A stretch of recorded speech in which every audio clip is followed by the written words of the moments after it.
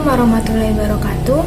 Pada kesempatan kali ini kami akan membahas mengenai bagaimana protokol kesehatan pada kegiatan kerohanian, khususnya yaitu di masjid pada masa pandemi COVID-19, di mana berdasarkan Satuan Gugus Tugas COVID-19 mengatakan bahwa terdapat 9 klaster rumah ibadah di Jakarta yang terdiri dari 114 kasus positif mencapai 51%. Datanya bisa dilihat pada gambar samping ini.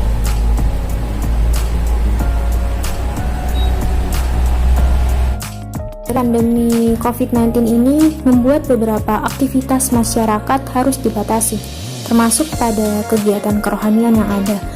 Setelah diberlakukannya new normal, tempat-tempat umum yang sebelumnya ditutup kembali dibuka dengan syarat tetap diberlakukan protokol kesehatan guna sebagai upaya pengamanan.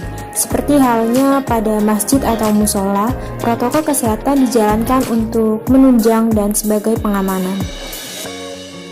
Untuk memenuhi protokol kesehatan, terdapat beberapa hal yang menjadi kewajiban pengurus atau penanggung jawab rumah ibadah. Yang pertama yaitu menyiapkan petugas untuk melakukan dan mengawasi penerapan protokol kesehatan di area rumah ibadah. Yang kedua, melakukan pembersihan dan desinfeksi secara berkala di area rumah ibadah.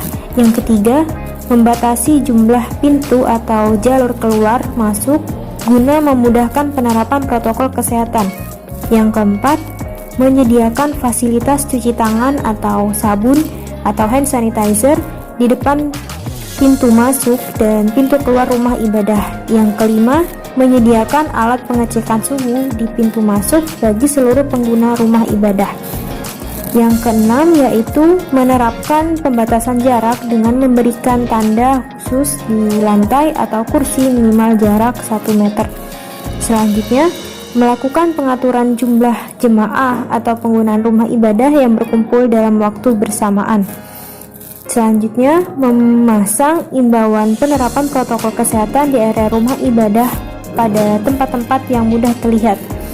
Dan yang terakhir yaitu memberlakukan penerapan protokol kesehatan secara khusus bagi jemaah tamu dari luar lingkungan rumah ibadah. Dalam hal ini, masyarakat juga memiliki kewajiban untuk memenuhi protokol-protokol kesehatan ketika melaksanakan ibadah di rumah ibadah. Yang pertama yaitu jemaah dalam kondisi sehat. Yang kedua, menggunakan masker atau masker wajah sejak keluar rumah dan selama berada di area rumah ibadah.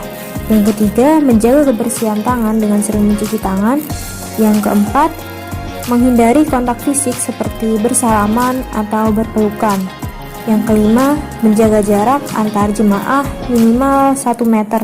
Kemudian yang terakhir yaitu ikut peduli terhadap penerapan pelaksanaan protokol kesehatan di rumah ibadah sesuai dengan ketentuan yang berlaku.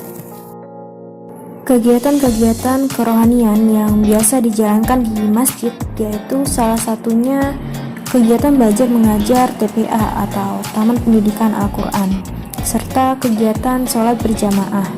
Di sini kesempatan untuk mewawancarai pengajar TPA di salah satu musola yang berada di wilayah Sleman. Berikut wawancara kami dengan narasumber. Masjid ini selama pandemi itu sebelum dan sesudahnya itu perbedaannya kayak gimana? Perbedaannya mungkin dari jumlah santrinya. Kalau misalnya santrinya itu biasanya hampir 50, mungkin dari setengahnya. Karena kan dengan berbagai macam alasan, karena nggak dibolehkan oleh orang tua, karena harus berdiam diri di rumah. Jadi itu sih perbedaan yang paling signifikan. Dan tentang pembelajarannya pun iya, yang tadinya kita berdiskusi belajar kelompok saling berdekatan, mungkin sekarang ada jaga jarak dan selalu menggunakan masker. Ketika bermain pun juga selalu diingatkan untuk sering-sering cuci tangan. Baik, mungkin saya bertanya kepada gimana nih sholat jamaahnya di masjid ini sebelum dan sesudah ada pandemi corona itu. Jadi di masjid kita ini sebelum dan sesudahnya itu kalau sebelum dari pandemi ini ya jamaahnya lumayan banyak, dan setelah pandemi ini semakin sedikit, maksudnya bukan semakin sedikit karena jamaahnya tuh ada yang ingin sholat di rumah mungkin ya. Kalau kesini juga kalau masuk masjid juga harus ikuti protokol kayak pakai masker, cuci tangan, baru boleh masuk masjid.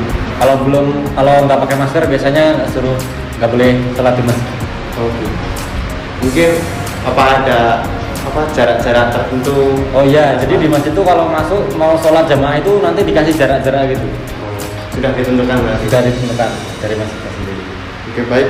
Kemudian untuk metode pembelajarannya ini masa corona sama sebelum dan sesudahnya itu gimana, apa ada perbedaannya?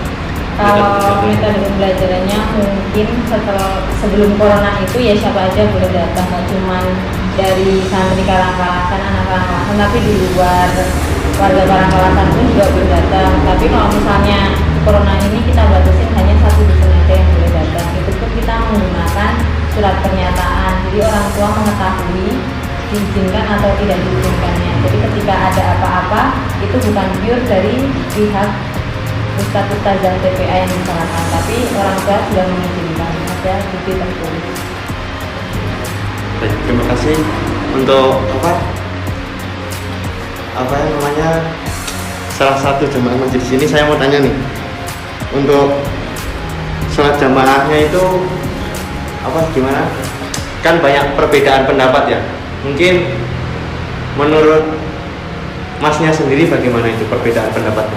Perbedaan pendapat Maksudnya tentang apa ya? Tentang soft yang harusnya itu kan kita harus nggak boleh ada selah atau jarak kan. Sekarang tapi kan karena wabah kayak gini harus ada jarak kan. Ya, jadi kalau masalah seperti itu kan sebenarnya kalau kita yang hari-hari biasa sebelum pandemi ini kan ya diwajibkan untuk merapat, tapi karena ini ada namanya uzur ya atau izin khusus, jadi ini tuh diperbolehkan. Juga ini karena ada pandemi ini ya berbahaya lah, kita nggak tahu satu sama lain kan, ada yang kena atau ada yang nggak kena. Berarti tetap harus memperhatikan protokol yang ya, demi keamanan sekitar juga. Kalau untuk pengajar TPA sendiri mbaknya gimana nih? Pendapatnya tentang aturan harus mengikuti protokol kesehatan ini untuk mengajar metode pembelajaran TPA ini gimana? Udah sesuai apa belum? Menurut saya so far udah sih, karena kan kita juga udah mulai new normal ya, jadi emang kebiasaannya itu udah mulai baru, kita juga harus memperkenalkan ke anak-anak juga kenapa sih harus selalu pakai masker, kenapa sih harus selalu jaga kebersihan. Menurut saya sih social distancing itu juga perlu. Lanjut ke pertanyaan selanjutnya ya, mungkin sebenarnya boleh atau enggak sih TPA diadain itu pada masa pandemi kayak gini? Waktu awal-awal virus corona itu emang sebenarnya nggak boleh. Terus dari Kemenak sendiri kalau TPA itu kan di atas naungannya Batko itu juga nggak bolehin. Tapi karena udah mulai masa new normal itu, Batko itu udah ngasih surat pernyataan bahwasanya TPA itu boleh untuk dibuka kembali dengan menaati protokol kesehatan yang ada dari pemerintah. Pada fenomena ini, pada pelaksanaannya, setiap kegiatan harus disesuaikan dengan protokol kesehatan yang berlaku. Maka dari itu, edukasi kepada santri TPA serta masyarakat umum sangatlah penting. Semua pihak tentunya harus saling bekerja sama untuk memenuhi protokol kesehatan yang berlaku. Hal ini demi keamanan serta kenyamanan bersama. Apabila semua berjalan dengan lancar, maka niscaya new normal akan membawa dampak yang positif bagi semua kalangan masyarakat.